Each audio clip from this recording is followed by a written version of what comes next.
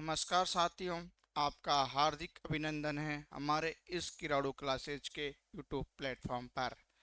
आशा करते हैं कि आप सब लोग कुशल मंगल होंगे और अपने एग्ज़ाम की तैयारी को अच्छे से मेहनत के साथ लगातार अपना टाइम स्टडी में दे रहे होंगे। हम आज बात करेंगे, सदन का नेता होता है, विपक्ष में जो नेता होता है और जो लैमडेक सेशन होता है, किचन कैबिनेट होती है, और हम अनुच्छेद 97 के तहत जो लोकसभा अध्यक्ष, उपाध्यक्ष, राज्य सभापति, उपसभापति को वेतन भत्ते दिए जाते हैं, उनकी गणापूर्ति क्या है, हम इनकी आज की क्लास में बात करेंगे। तो शुरू करते हैं हमारी क्लास टू द पॉइंट। तो है सदन का नेता। सदन का नेता कौन होता है? सदन का नेता वो होता है जिस दल को लोकसभा में बहुमत मिलता है। जिस सदन प्रधानमंत्री जिस सदन का सदस्य होता है वह उस सदन का नेता होता है। सदन का नेता कौन होता है? प्रधानमंत्री। सदन का नेता कौन होता है? प्रधानमंत्री होता है। और जो प्रधानमंत्री होता है वो क्या होता है? प्रधानमंत्री जिस सदन का सदस्य होता है वह उस सदन का नेता होता है। यदि प्रधानमंत्री लोकसभा का सदस्य है तो वह लोकसभा का नेता होगा, और यदि राज्यसभा का सदस्य है तो वह राज्यसभा का नेता होगा। दूसरे सदन में प्रधानमंत्री किसी मंत्री को सदन का नेता घोषित करता है कि प्रधानमंत्री जिस सदन से संबंधित है तो उसका नेता तो प्रधानमंत्री हो गया, लेकिन जिस सदन से संबंधित प्रधानमंत्री नहीं है तो दूसरे सदन का नेता कौन होगा? प्रधानमंत्री द्वारा किसी मंत्री को सदन का नेता क्या करेगा? घोषित किया जाएगा। प्रधानमंत्री द्वारा किसी मंत्री को सदन का नेता घोषित किया जाता है। इसके बाद आता है विपक्ष का नेता। ऐसा दल जिसको कम से कम 10% वोट मिलते हैं वो क्या कहलाता है? विपक्ष को क्या कहलाता है, और विपक्ष में जो बैठता है वो कहलाता है विपक्ष का नेता। तो ये पद 1969 में सर्जित हुआ था। विपक्ष का नेता कौन बनता है? 1969 में पद सर्जित हुआ था। 1969 में क्या हुआ था? पद सर्जित हुआ था। 1969 में किसका पद सर्जित हुआ था?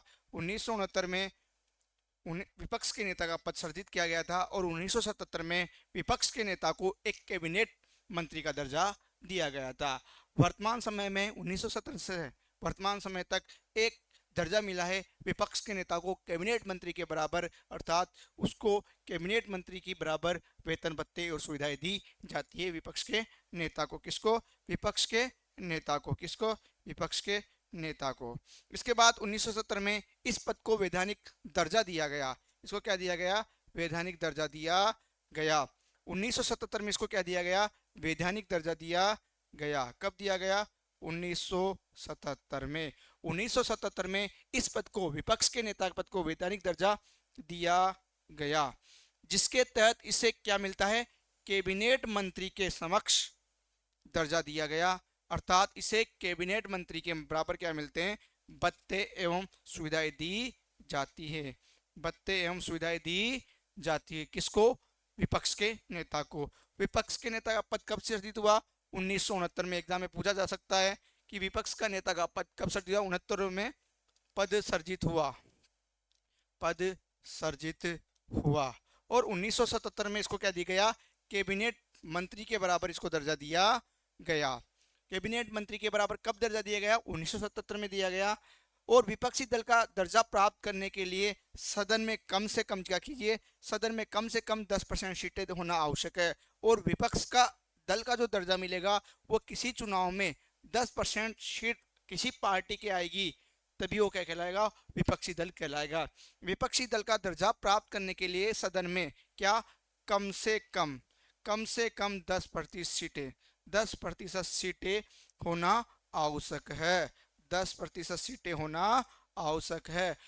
यदि किसी पार्टी के द्वारा 10% सीटें प्राप्त नहीं होती है चुनाव में, तो फिर उसको विपक्ष का जो दल होता है, विपक्षी दल होता है, उसका दर्जा नहीं मिलता है। अर्थात किसी भी दल को विपक्षी दल का दर्जा प्राप्त करने के लिए कम से कम 10% सीटें जीतना आवश्यक है। ये एग्जाम में पूछा जा सकता है आपसे क्वेश्चन कि विपक्ष का दर्जा प्राप्त करने के लिए कम से कम कितनी सीटें प्राप्त होनी चाहिए। तो कितनी सीटें प्राप्त होनी चाहिए?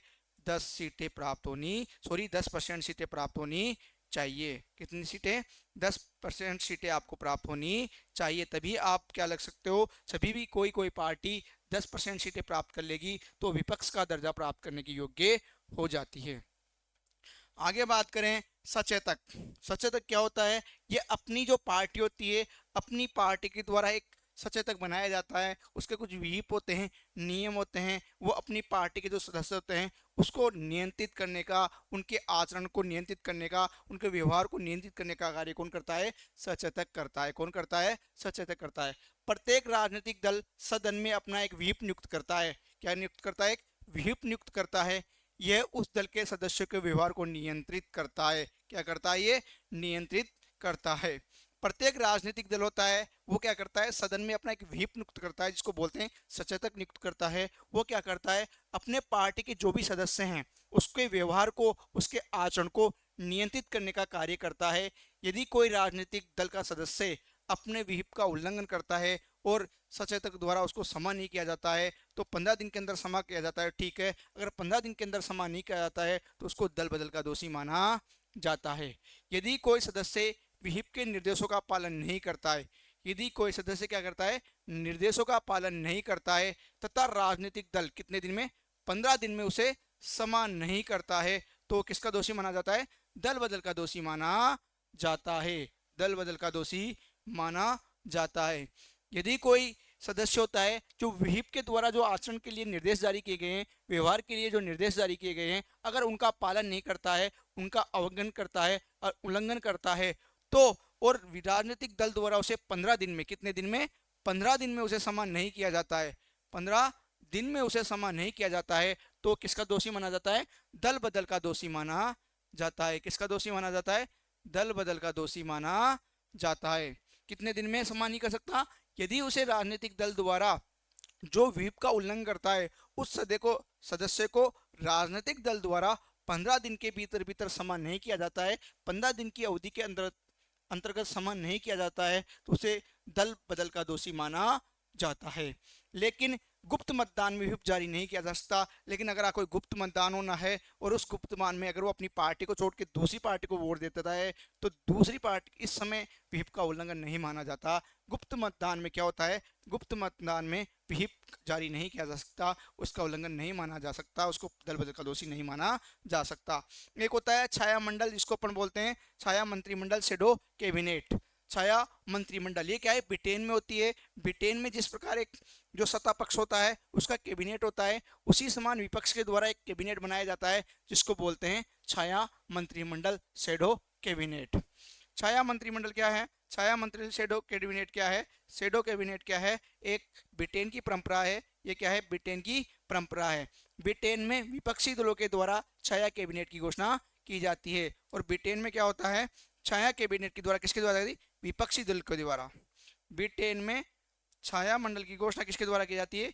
विपक्षी दल द्वारा छाया कैबिनेट की घोषणा की जाती है। किसकी घोषणा की जाती है? ब्रिटेन में जो विपक्षी दल होता है, जो सत्ता पक्ष, वो तो कैबिनेट वास्तविक कैबिनेट होती है, लेकिन ब्रिटेन में क्या होता है? जो विपक्षी दल होता है वो भी क्या करता है? एक छाया मंत्रिमंडल बनाता है जो क्या करती है? जनता के सामने वास्तविक मंत्रिमंडल और छाया मंत्रिमंडल के कार्यों की तुलना करने में सहायक होता है। तो छाया मंत्रिमंडल, जिसको अपन शेडो कैबिनेट इंग्लिश में बोलते हैं, वो कहाँ की परंपरा है? ब्रिटेन की परंपरा है। ये कहाँ की परंपरा है? ब्रिटेन की परंपरा है। कहाँ की परंपरा है? ब्रिटेन की परंपरा है। और इसमें क्या होता है? इसमें विपक्षी दलों के द्वारा छाया कैबिनेट की घोषणा की जाती है ताकि जनता वास्तविक कैबिनेट और शेडो कैबिनेट के बीच तुलना कर सके। क्यों बनाया जाता है? ताकि जो जनता है वो वास्तविक कैबिनेट जो सत्ता पक्ष है और शेडो कैबिनेट जो विपक्ष है उनके बीच की तुलना कर सके।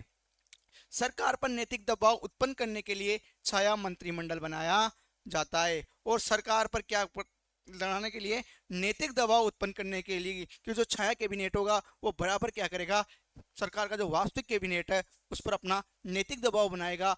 इसलिए छाया कैबिनेट की घोषणा की जाती है, नियुक्ति की जाती है या छाया मंत्रिमंडल बनाया जाता है। किचन कैबिनेट, किचन कैबिनेट क्या होता है? ये किचन कैबिनेट का मतलब है कि जो प्रधानमंत्री होता है उसमें क्या होते हैं? जो अपने सलाहकार होते हैं तो वो क्या कहलाता है? किचन कैबिनेट कहलाता है। प्रधानमंत्री अपने जो विश्वास पात्र लोग होते हैं उनके साथ बहुत ज़्यादा किसी भी मामले में चर्चा करते हैं, उसको बोलते हैं किचन कैबिनेट। प्रधानमंत्री तथा उसके मुख्य सलाहकार किचन कैबिनेट कहलाते हैं।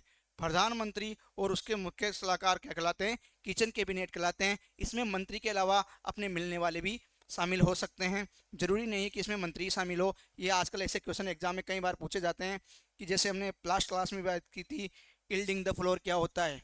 जब लोकसभा अध्यक्ष किसी को बोलने के लिए बंद करता है और दूसरे सदस्यों को बोलने के लिए बोलता है, तो ये प्रक्रिया यील्डिंग द फ्लोर कहलाती है। तो इसी प्रकार किचन कैबिनेट क्या होता है, जो छाया कैबिनेट क्या होता है, ये क्वेश्चन आजकल पूछे जा सकते हैं। तो प्रधानमंत्री और उसके मुख्य सलाहकार क्या करते हैं? किचन कैबिनेट कहलाते हैं। ये एक अनौपचारिक शब्द है। किचन कैबिनेट क्या है? एक अनौपचारिक शब्द है जो प्राय मीडिया द्वारा उपयोग में लाया जाता है। जो प्राय किसके द्वारा उपयोग में लाया जाता है?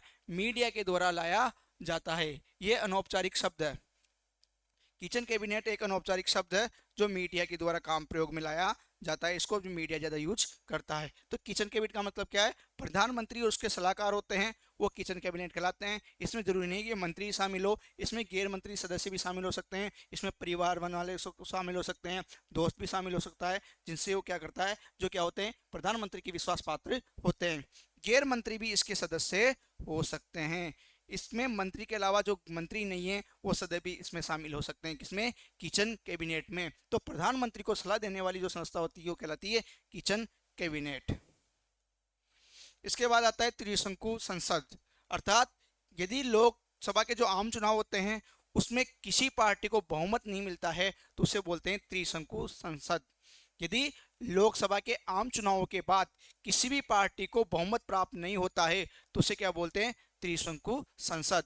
यदि आम चुनावों में किसी भी दल या गठबंधन को स्पष्ट बहुमत नहीं मिलता है तो इसे त्रिशंकु संसद कहा जाता है। यदि आम चुनाव के बाद किसी भी पार्टी को या किसी गठबंधन की पार्टी को स्पष्ट बहुमत नहीं मिलता है तो कौन क्या कहलाएगा? त्रिशंकु संसद कहलाएगी। कि कोई भी पार्टी स्पष्ट बहुमत के साथ नहीं है, वो क्या है? त्रिशंकु संसद है। तो आप ये भी याद रखना, एग्जाम में पूछे जा सकते हैं कि त्रिशंकु संसद क्या है। ऐसे पूछा जाता है कि मान लो यदि किसी आम चुनाव में किसी भी दल या संगठन को स्पष्ट बहुमत नहीं मिला तो उसे कौन सी संसद कहा जाएगा? कौन सी संसद कहा जाएगा? त्रिशंकु संसद कहा जाएगा। इसके अलावा एक आता है लेम डक सेशन। क्या आता है? Lame duck session. इसमें क्या होता है? लेम डक सेशन में कोई नई लोकसभा का चुनाव हो गया हो लेकिन पुरानी लोकसभा का कार्यकाल पूरा नहीं हुआ हो तो नई लोकसभा के बैठक से पहले पुरानी लोकसभा का सत्र बुलाया जाता है, जिसे लेम डक सेशन कहा जाता है। नई लोकसभा के चुनाव के बाद पुरानी लोकसभा का यदि कार्यकाल पूरा नहीं होता है, कि नई लोकसभा के चुनाव हो गए हैं लेकिन जो पुरानी लोकसभा है उसके कार्यकाल पूरा नहीं होता है तो पुरानी लोकसभा का जो सत्र बुलाया जाता है, उसे लेम डक सेशन कहा जाता है। यदि नई लोकसभा के चुनाव हो गए हैं लेकिन पुरानी लोकसभा का क्या है? कार्यकाल पूरा नहीं हुआ है तो पुरानी लोकसभा के द्वारा जो सत्र बुलाया जाता है उसे लेम डक सेशन कहा जाता है। उसे क्या कहा जाता है? लेम डक सेशन कहा जाता है। तो आप याद रखना, लेम डक सेशन क्या होता है? लेम डक सेशन वो होता है जिसमें नई लोकसभा के चुनाव हो गए हैं लेकिन पुरानी लोकसभा का कार्यकाल पूरा नहीं हुआ है तो पुरानी लोकसभा के द्वारा जो सत्र बुलाया जाएगा उसे लेम डक सेशन कहा जाएगा। लेम डक सेशन का मतलब है कि नई लोकसभा के चुनाव हो गए हैं और पुरानी लोकसभा का यदि कार्यकाल पूरा नहीं होता है तो पुरानी लोकसभा के द्वारा जो सत्र बुलाया जाता है उसे लेम डक सेशन कहा जाता है। अनुच्छेद 97 की बात करें, अनुच्छेद 97 में क्या लिखा हुआ है? अनुच्छेद 97 में लिखा हुआ है कि राज्यसभा का जो सभापति है, उपसभापति है, लोकसभा अध्यक्ष है और उपाध्यक्ष है, उनके वेतन भत्तों की बात किसमें कही गई है? अनुच्छेद 97 में की गई है। वेतन और भत्तों की बात किसमें की गई है? अनुच्छेद 97 में की गई है। अनुच्छेद 97 में क्या है? राज्यसभा का जो सभापति होता है, उपसभापति होता है और लोकसभा का जो अध्यक्ष होता है और वो उपाध्यक्ष है, उनके वेतन भत्ते किसमें बताए गए हैं? अनुच्छेद 97 में बताए गए हैं। राज्यसभा के सभापति, उपसभापति, लोकसभा के अध्यक्ष व उपाध्यक्ष के वेतन भत्ते किसमें बताए गए हैं? अनुच्छेद 97 में बताए गए हैं। अनुच्छेद 97 में इनके वेतन भत्ते बताए गए हैं। अनुच्छेद 98 में क्या कहा गया है? अनुच्छेद 98 में कहा गया है कि राज्यसभा और जो लोकसभा है इनके क्या होंगे? अलग अलग सचिवालय होंगे। राज्यसभा और लोकसभा के अलग अलग सचिवालय होंगे, ये अनुच्छेद 98 में कहा गया है। किसमें कहा गया है? अनुच्छेद 98 में कहा गया है कि राज्यसभा और लोकसभा के क्या होंगे? पृथक पृथक सचिवालय होंगे। ये किसमें कहा गया है? अनुच्छेद 98 में कहा गया है कि राज्यसभा का सचिवालय अलग होगा और लोकसभा का सचिवालय अलग होगा। ये अनुच्छेद 98 में कहा गया है। इसके बाद आता है अनुच्छेद 99। अनुच्छेद 99 में क्या है? सांसदों की शपथ। जो सांसद होते हैं, जो संसद के सदस्य होते हैं, उसमें क्या है? सांसदों की शपथ किसमें है? अनुच्छेद 99 में सांसदों की शपथ है। और ये सांसद होते हैं जो क्या करते हैं? राष्ट्रपति के प्रतिनिधि प्रोटेम स्पीकर के सामने अनुसूची 3 का जो प्रारूप होता है उसके तहत शपथ लेते हैं। उसके तहत क्या लेते हैं? शपथ लेते हैं। सांसदों को शपथ लेना आवश्यक है, वो किसमें है? अनुच्छेद 99 में सांसदों की शपथ है। इसमें बताया गया है कि सांसदों को शपथ लेना आवश्यक है। ये राष्ट्रपति के जो प्रतिनिधि होता है, प्रोटेम स्पीकर होता है, उसके समक्ष अनुच्छेद 3 के प्रारूप के अनुसार शपथ लेते हैं। तो याद रखना, जो सांसद होते हैं वो अनुच्छेद 99 के तहत शपथ लेते हैं। और सांसदों को शपथ कौन दिलाता है? प्रोटेम स्पीकर दिलाता है, जो राष्ट्रपति का प्रतिनिधि होता है। और शपथ किसमें लेते हैं? अनुच्छेद 3 का जो प्रारूप है उसके तहत शपथ लेते हैं। तो सांसदों को शपथ किसके लिए जाते हैं? अनुसूचित 3 के प्रारूप के तहत शपथ दिलाई जाती है प्रोटेम स्पीकर के द्वारा। और वो किसमें है? अनुच्छेद 99 में बताया गया है सांसदों की शपथ के बारे में। अनुच्छेद 100 में क्या है? अनुच्छेद 100 में गणापूर्ति है, कोरम है कि लोकसभा के जो सदस्य संख्या है उसका 1/10वां भाग गणापूर्ति होगी, तभी बैठक होगी, नहीं तो लोकसभा अध्यक्ष बैठक को स्थगित कर सकता है। संविधान के प्रावधानानुसार गणापूर्ति हेतु 10% सदस्य होने चाहिए। कितने होने चाहिए? 10% सदस्य होने चाहिए। मतलब है 1/10। कितना? 10% का 1/10वां भाग होना, अर्थात 10वां भाग होना चाहिए। कितना भाग होना चाहिए?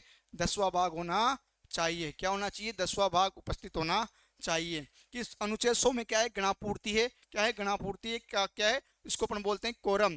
कि संविधान के प्रावधानानुसार गणापूर्ति हेतु कितने चाहिए? 10% सदस्य, 1/10वां भाग होना चाहिए। होना चाहिए 1/10वां भाग, अर्थात 1/10 का मतलब है 10वां भाग। कितना भाग?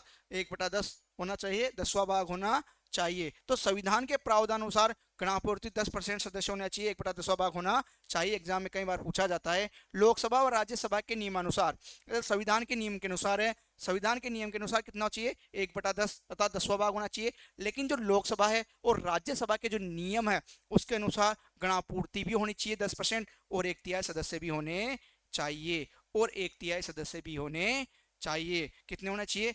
1/3 सदस्य भी होने चाहिए। किसमें? कि गणापूर्ति 1/10 भी होनी चाहिए प्लस 1/3 सदस्य भी होने चाहिए। तो अनुच्छेद 100 में क्या है? अनुच्छेद 100 में गणापूर्ति है, लोकसभा की गणापूर्ति और राज्यसभा की गणापूर्ति। और गणापूर्ति के लिए कितने होने चाहिए? 1/10वां भाग होना चाहिए, 10% सदस्य होने चाहिए। अगर गणापूर्ति नहीं है तो लोकसभा अध्यक्ष क्या कर सकता है? बैठक को स्थगित कर सकता है। बैठक को स्थगित कौन कर सकता है? लोकसभा अध्यक्ष। लेकिन बैठक को संसद के जो सत्र होते हैं उनको बुलाता है, सत्र अवसान कौन करता है? राष्ट्रपति करता है। लेकिन बैठक को स्थगित कौन करता है? लोकसभा अध्यक्ष बैठक को स्थगित करता है। तो अनुच्छेद 100 में बताया गया है कि गणापूर्ति है, संविधान के प्रावधान गणापूर्ति 10% अर्थात 1/10 भाग होना चाहिए। और राज्यसभा और लोकसभा के जो नियम है उसके गणापूर्ति हेतु क्या चाहिए? गणापूर्ति भी होनी चाहिए और 1/3 सदस्य अर्थात 1/3 सदस्य भी होने चाहिए। 1/3 सदस्य भी होने चाहिए। तो याद रखना कि जो बैठक होती है, जो बैठक को स्थगित कौन करता है? बैठक स्थगित लोकसभा अध्यक्ष द्वारा की जाती है। बैठक को स्थगित कौन करता है? लोकसभा अध्यक्ष द्वारा बैठक को स्थगित की जाती है। किसकी? लोकसभा की जो बैठक होती है किसके अभाव में? गणापूर्ति के अभाव में क्या कर सकता है? लोकसभा अध्यक्ष बैठक को स्थगित कर सकता है। नेक्स्ट बात करते हैं अनुच्छेद 101 स्थानों का रिक्त होना कि खाली स्थान होना। कैसे? कि मान लो कोई व्यक्ति है जो लोकसभा का चुनाव भी जीत गया है और राज्यसभा का चुनाव भी जीत गया है, तो उसको एक सीट खाली पड़नी पड़ेगी। और हमेशा जो सीट खाली की जाती है वो उच्च पद वाली की खाली सीट क्या जाती है।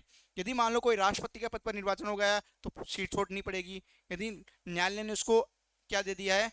अवैधानिक रद्द कर दिया है चुनाव को, तो उसको सीट छोड़नी पड़ेगी। राज्यपाल बन गया है संसद सदस्य, उसको सीट छोड़नी पड़ेगी। तो हम बात करेंगे अनुच्छेद 101 स्थानों का रिक्त होना। अनुच्छेद 1 में खाली स्थानों की बात की गई है, रिक्त स्थानों की बात की गई है अनुच्छेद 101 में।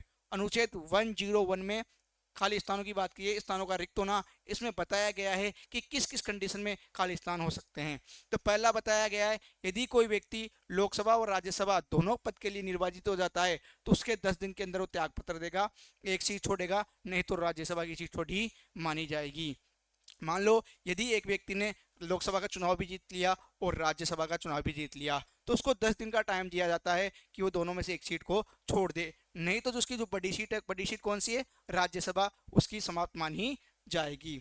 यदि कोई व्यक्ति लोकसभा व राज्यसभा दोनों के लिए निर्वाचित होता है तो 10 दिन के भीतर उसे एक रिक्त स्थान करना होगा, अन्यथा उसकी राज्यसभा की सदस्यता समाप्त हो जाएगी। तो कितने दिन के भीतर भीतर, 10 दिन के भीतर भीतर उसको क्या करना पड़ेगा, 10 दिन के भीतर भीतर उसको वह पद खाली करना पड़ेगा, नहीं तो उसकी राज्यसभा की सीट खाली मानी जाएगी। दूसरा है, यदि कोई व्यक्ति पहले से ही किसी सदन का सदस्य है और बाद में वो दूसरे सदन का सदस्य बन जाता है तो उसे पहले वाले सदन की सदस्यता समाप्त हो जाएगी। कहने का मतलब है कि यदि मान लो पहले से कोई किसी सदन का सदस्य है, मान लो पहले वो राज्यसभा का सदस्य है और बाद में वो चुनाव जीत के लोकसभा का सदस्य बन जाता है, तो जो पहले वाला पद था राज्यसभा का वो ऑटोमेटिक समाप्त हो जाएगा, क्योंकि उसने क्या किया है, बाद में चुनाव जीतकर दूसरा पद ले लिया है। यदि कोई सदस्य पहले से किसी सदन का सदस्य, मान लो पहले वो लोकसभा का सदस्य तथा बाद में राज्यसभा के लिए निर्वाचित हो जाता है, तो उसे पहले वाले सदन की सदस्यता स्वतः ही समाप्त हो जाती है, क्योंकि इसने दोबारा चुनाव लड़ लिया है, तो पहले वाले सदन की ऑटोमेटिक सदस्यता समाप्त हो जाएगी, पहले वाला पद ऑटोमेटिक खाली हो जाएगा। यदि कोई व्यक्ति लोकसभा की 2 सीटों से निर्वाचित होता है तो उसे 10 दिन के भीतर एक पद रिक्त करना होगा। यदि कोई व्यक्ति ऐसा है जो 2 जगह से लोकसभा का चुनाव लड़ता है और दोनों जगह से वो चुनाव जीत जाता है, तो दोनों जगह में से उसे 10 दिन के भीतर भीतर एक सीट से पद छोड़ना पड़ेगा, एक सीट खाली करनी पड़ेगी। यदि कोई लोकसभा व्यक्ति लोकसभा की 2 सीटों से निर्वाचित होता है तो उसे कितने दिन के भीतर भीतर, 10 दिन के भीतर भीतर, 10 दिन के अंदर अंदर में उसको क्या करना पड़ेगा, एक पद खाली पड़ना पड़ेगा, और वहां पे क्या होंगे, फिर वापस उपचुनाव होंगे। पिछली बार आपको पता है नरेंद्र मोदी साहब ने वाराणसी और बनारस 2 जगह से चुनाव लड़ा था, उन्होंने एक सीट खाली छोड़ दी थी। तो ये से होता है कि एक व्यक्ति क्या है, 2 सीटों से चुनाव निर्वाचित हो जाता है, जीत जाता है, तो 10 दिन के भीतर उसको एक सीट खाली करनी पड़ती है।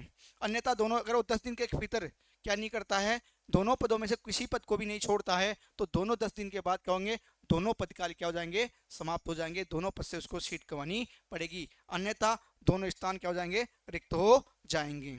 यदि कोई व्यक्ति संसद लोकसभा का सदस्य बन जाता है और राज्य विधानसभा दोनों के लिए निर्वाचित होता है तो उसे 14 दिन के अंदर क्या होगा, एक पद छोड़ना पड़ेगा। अगर वो नहीं छोड़ता है तो लोकसभा की सदस्यता समाप्त हो जाएगी। यदि मान लो कोई व्यक्ति है जिसने लोकसभा का चुनाव भी जीत लिया और राज्य विधानसभा का चुनाव भी जीत लिया, तो उसके 14 दिन का टाइम दिया जाता है कि या तो लोकसभा का पद छोड़ दे या राज्य विधानसभा का पद छोड़ दे, एमएलए का पद छोड़ दे। यदि इस कंडीशन में वो ऐसा नहीं करता है तो जिसका बड़ा सदन है कौन सा है, राज्य विधानसभा से बड़ा कौन सा होता है, लोकसभा होता है, तो लोकसभा की सदस्यता समाप्त हो जाएगी। यदि कोई व्यक्ति संसद यानी लोकसभा का चुनाव जीत जाता है और राज्य विधानसभा दोनों के लिए निर्वाचित होता है तो उसे 14 दिन के भीतर एक स्थान खाली करना होगा, अन्यथा उसकी संसद की सदस्यता, संसद मतलब लोकसभा की सदस्यता समाप्त हो जाएगी। कहने का मतलब है, पहले में बताया गया यदि व्यक्ति राज्यसभा और लोकसभा का दोनों का सदस्य बनता है तो उसे क्या होगा, 10 दिन के भीतर एक पद छोड़ना पड़ेगा, नहीं तो राज्यसभा की समाप्त हो जाएगी। यदि मान लो कोई व्यक्ति 2 जगह से लोकसभा चुनाव जीतता है तो 10 दिन के भीतर उसको क्या करना पड़ेगा, 2 जगह से चुनाव जीता है लोकसभा का तो 10 दिन के भीतर उसको एक पद खाली पड़ना पड़ेगा, नहीं तो दोनों पद खाली माने जाएंगे। यदि मान लो कोई व्यक्ति लोकसभा का चुनाव जीतता है और राज्य विधानसभा का चुनाव भी जीत जाता है तो उसे 14 दिन के भीतर एक पद खाली करना पड़ेगा, नहीं तो उसके संसद की सदस्यता, लोकसभा की सदस्यता समाप्त हो जाएगी। और यदि कोई व्यक्ति पहले से किसी सदन का सदस्य है, बाद में दूसरे सदन का सदस्य बन जाता है तो ऑटोमेटिक पहले वाले सदन की सदस्यता समाप्त हो जाएगी। आगे बात करते हैं, आगे हैं यदि कोई सांसद राष्ट्रपति या उपराष्ट्रपति पद के लिए निर्वाचित हो जाता है तो उसकी संसद की सदस्यता समाप्त हो जाएगी। तो आपको जानते भी हो, यदि कोई सांसद है वो राष्ट्रपति या उपराष्ट्रपति बन जाता है तो ऑटोमेटिक वो लोकसभा सदस्य या राज्यसभा सदस्य हट जाता है, संसद का सदस्य नहीं रहता है। यदि कोई सांसद है वो राष्ट्रपति बन जाता है या उपराष्ट्रपति पद के लिए निर्वाचित हो जाता है, उसका चुनाव हो जाता है, तो उसकी संसद की सदस्यता समाप्त हो जाती है, अर्थात वो संसद का सदस्य नहीं रहता है। यदि कोई सांसद क्या बन जाता है, राज्यपाल बन जाता है या उसको राज्यपाल पर नियुक्त कर दिया जाता है, तो उसकी संसद की सदस्यता समाप्त हो जाएगी। यदि किसी व्यक्ति को जो लोकसभा या राज्यसभा का सदस्य है उसको राज्यपाल, राष्ट्रपति के द्वारा राज्यपाल नियुक्त कर दिया गया है, तो उसकी संसद की सदस्यता समाप्त हो जाएगी। यदि न्यायालय ने किसी चुनाव को रद्द कर दिया है तो भी उसकी सदस्य जो है चुनाव की जो सदस्यता प्राप्ति है वो समाप्त हो जाएगी। यदि न्यायालय किसी चुनाव को रद्द घोषित कर दे तो संसद सदस्य की संसद सदस्यता समाप्त हो जाएगी। ये भी आप जानते हो, यदि चुनाव न्यायालय के द्वारा चुनाव को रद्द घोषित कर दिया जाता है तो ऑटोमेटिक सदस्यता समाप्त हो जाती है। यदि कोई सदस्य बिना अनुमति के लगातार शारीरिक अनुपस्थित रहता है तो उसको क्या हो जाएगा, उसका पद रिक्त माना जाता है। यदि कोई सदस्य सदन की अनुमति के बिना लगातार कितने दिनों तक, 60 दिनों तक क्या रहता है, वो 60 दिनों तक सदन से अनुपस्थित रहता है, तो उसकी संसद सदस्यता समाप्त हो जाएगी। तो आप ये याद रखना, इंपॉर्टेंट है, इसको याद करना कि कितने दिन तक, वो 60 दिन तक अगर लगातार एग्जाम में क्वेश्चन आया हुआ है कि संसद के सदन के अनुमति के बिना लोकसभा सदस्य या राज्यसभा सदस्य कितने दिन लगातार अनुपस्थित रहने पर उसकी सदस्यता समाप्त हो जाती है, कितने दिन, 60 दिन अनुपस्थित रहने पर, लगातार कितने दिन, 60 दिन अनुपस्थित रहने पर उसकी क्या हो जाती है, सदस्यता समाप्त हो जाती है। क्या हो जाती है, उसकी सदस्यता समाप्त हो जाती है। यदि कोई सदस्य संसद की अनुमति के बिना क्या रहता है, लगातार 60 दिन अनुपस्थित रहता है, तो उसकी क्या हो जाएगी, पद रिक्त माना जाएगा, उसकी जो सदस्यता है संसद से वो समाप्त हो जाएगी। यही बात राज्य विधानसभा पर भी लागू होती है। यदि कोई सांसद अध्यक्ष या सभापति को अपना त्याग पत्र दे देता है तो उसकी संसद सदस्यता समाप्त हो जाएगी। और यदि कोई लोकसभा का सदस्य है या राज्यसभा का सदस्य है, वो लोकसभा अध्यक्ष को या राज्य सभापति को अपना त्याग पत्र, इस्तीफा देता है तो भी पद रिक्त हो जाता है, उसका जो सदस्यता है वो समाप्त हो जाती है।